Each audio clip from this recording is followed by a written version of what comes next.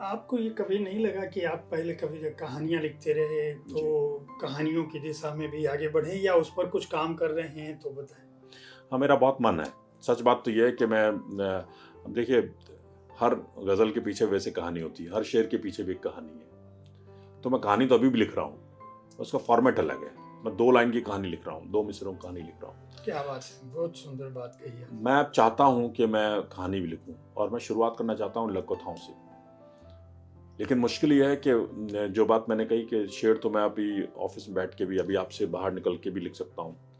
कहानी लिखने के लिए मुझे वक़्त चाहिए और एक लगातार एक सेटिंग चाहिए। लेकिन हाँ, ज़रूर देखेंगे आप मुझे, हो सकता है कि अगले कुछ समय में अगली चर्चा आप मेरी कहानी किताब पे करें। बहुत अच्छी, बहुत शुभकामनाएँ मेरी।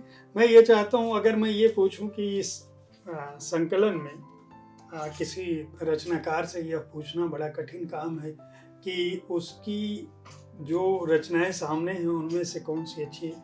लेकिन इनमें मैं ये पूछूँ कि कौन-सी ऐसी ग़ज़ल है जो आप बहुत आपके दिल के करीब रही है या जिसको लिखने के बाद आपको लगा कि नहीं, ये बात मैंने मुकम्मल कहा है, ये पूरी तरह से है, ये आलोक यादव की ग़ज़ल है और जो दूसरों से अलग है। या ये मैंने कहा यार अच्छा है, आनंद आया। ये कौन-सी है अगर है इसमें तो क्या आप उसे हमारे दर्शकों को सुनाएँगे?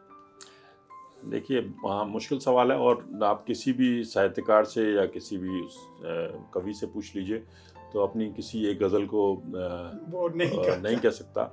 जैसे लता जी कभी एक गाने को नहीं कह सकती नहीं कि उनका सर्वश्रेष्ठ गाना है। निश्चित रूप से। तो लेकिन फिर भी मैं वो बता सकता हूँ जो मुझे बहुत ज़्यादा पसंद है और जिनको मैं सुनाता भी हूँ अक्सर। जी। वो इस तरह की कुछ ग़ज़ल हैं, इस संकलन में भी हैं। एक ग़ज़ल है जो कि कादम्बनी में छपी थी और इसमें मैंने पीछे दी है। हालाँकि ये ग़ज़ल पिछले संकलन में भी आ चुकी है। जी, जी। इसमें रिपीट किया मैंने इस ग़ज़ल को।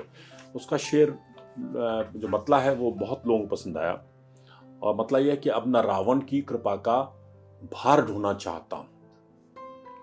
अब न रावण की कृपा का भार ढोना चाहता हूँ।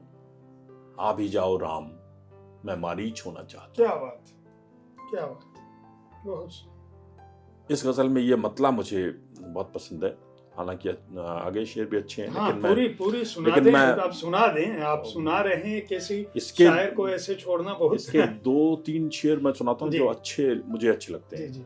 बाकी शेर तो हैं ही हैं। एक शेर ये है कि जिनके हाथों में किताबों की जगह औज़ार देखे, जिनके हाथों में किताबों की जगह औज़ार देखे, उनकी आँखों में कोई सपना सलोना चाहता हूँ। क्या बात है! और इसका जो आखिरी शेर है मक्ता जो है वो भी मुझे अच्छा लगता है कि है कलम तलवार से भी तेज तर आलोक तो फिर, है कलम तलवार से भी तेज तर आलोक तो फिर, मैं किसी मजबूर की शमशीर होना चाहता हूँ। क्या बात है! क्या बात है! इस ग़ज़ल के 3 शेर मुझे बहुत पसंद है और इसी के साथ जो दूसरी ग़ज़ल उस पत्रिका में उसी अंक में छपी थी, वो लोगों द्वारा बहुत पसंद की गई, मुझे भी बहुत पसंद है। उसके 1-2 शेर मैं आपको सुनाता हूँ। उसके अधिकतर शेर बहुत पसंद है मुझे। मतलब ये है कि मौन के ये आवरण मुझको बचा ले जाएँगे। क्या बात! मौन के ये आवरण मुझको बचा ले जाएँगे, वरना बातों के कई मतलब निकाले जाएँगे। वाह!